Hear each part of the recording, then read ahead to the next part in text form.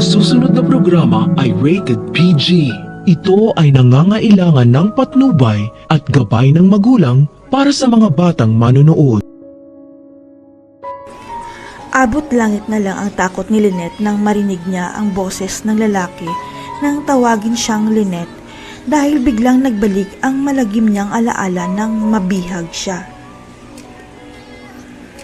Ang ipinagtataka lang ni Lynette, hindi naman niya kilala ang lalaki pero kilala siya ng lalaki, pero malakas ang pakiramdam ni Lynette na masamang tao ang nasabing lalaki.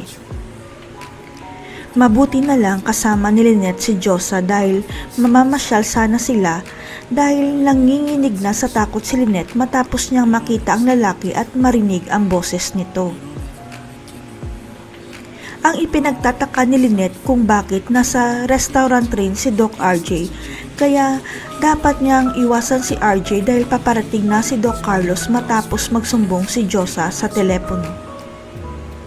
Ang hindi alam ni Josa, tama ang hinala niya na ang lalaking nakasalubong nila ang suspect na nanloob sa bahay ni Lynette at Carlos pero wala siyang hawak na ebidensya.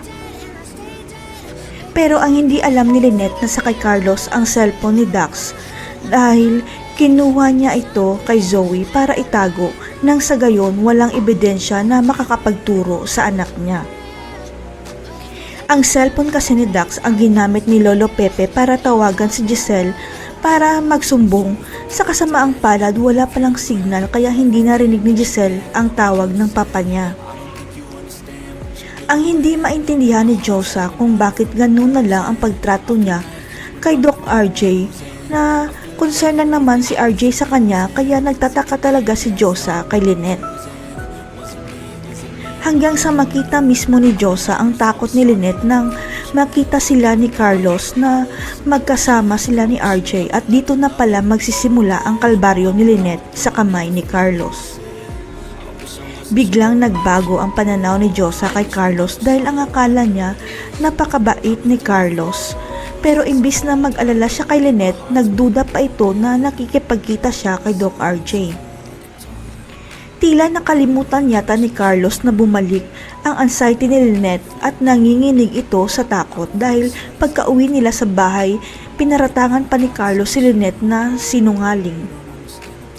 Pero hindi talaga alam ni Lynette kung bakit nandun rin si RJ sa restaurant kaya sa galit ni Carlos inihagis niya ang baso at nabasag ito at natamaan si Lynette sa braso.